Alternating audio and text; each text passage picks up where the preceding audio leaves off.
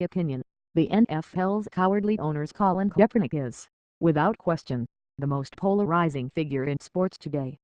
But Kaepernick, who quarterbacked the San Francisco 49ers to the Super Bowl in 2013, has never been arrested, has never been accused of hitting a woman. He's never been pulled over and charged with DUI or accused of cheating his sport by taking performance-enhancing drugs. Athletes accused of committing these offenses are frequently welcomed back to their sports with open arms.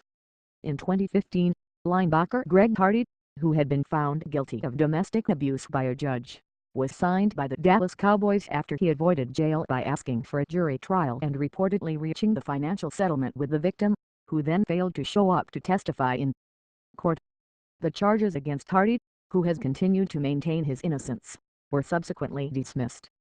Cowboys owner Jerry Jones, who was inducted Saturday into the Pro Football Hall of Fame, not only signed Hardy but also at one point called him one of the real leaders of this team.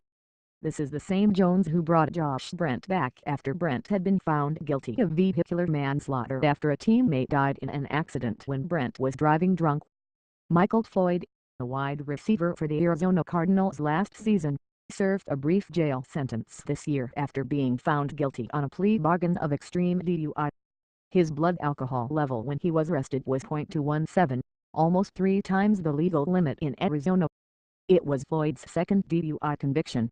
He was signed this spring by the Minnesota Vikings. Fans don't seem to be bothered by athletes who commit crimes, even crimes of violence.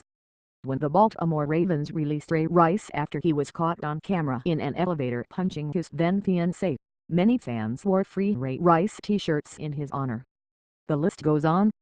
But if you fail to stand for the national anthem and you say you are doing it to protest police brutality committed against African Americans, you are anathema to many people, notably the 32 NFL owners.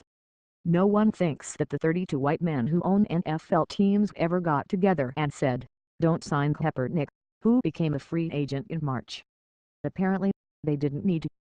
John Mara, owner of the New York Giants, has been the most honest of the owners, saying that he received numerous letters from fans who vowed to cancel their season tickets if Kaepernick or any player who disrespected the flag played for his team. No doubt a handful of fans might cancel season tickets, and, in the case of the Giants, be instantly replaced by those on the waiting list. At least Mara was being honest. Other owners and general managers have whispered anonymously, of course in the ears of more than willing to listen media members, that Kaepernick's just not good enough to be signed. If Kaepernick were Tom Brady, Matt Ryan, Dak Prescott or any of the other star quarterbacks in the league, he'd have a job. But he's a borderline starter right now. You can't take on a polarizing issue, or you can be an ordinary player. You can't do both. Kaepernick played reasonably well last year, starting 11 games for an awful team in San Francisco. He is certainly better than many, if not most, of the backup quarterbacks in the league. Rice also went unsigned after his domestic abuse incident, but the consensus before the incident was that he had lost a step. Kaepernick has gotten one serious look this offseason, from the Seattle Seahawks. After Seattle coach Pete Carroll talked glowingly about Kaepernick, the team signed Austin Davis, who last took an NFL snap in 2015. When the Ravens needed a quarterback because of an injury to starter Joe Flacco, they signed David Olson, whose main claim to fame is leading the Wichita Force to a title in the Champions Indoor Football League. The Miami Dolphins signed the recently retired Jay Cutler when their starter, Ryan Tannehill, went down for the season. That made sense.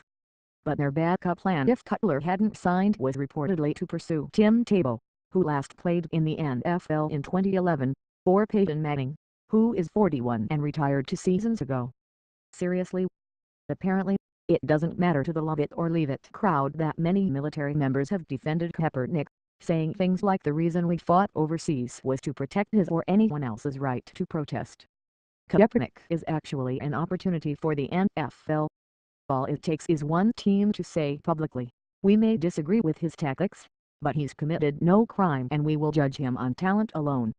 The NFL, like most sports franchises, loves to prove its collective patriotism with salutes to the military, paid for, at times in the past, by the military. What's more patriotic than freedom of speech? Not signing Kaepernick because there might be backlash is the coward's way out. The bravest person in this room is the man the cowards are running from.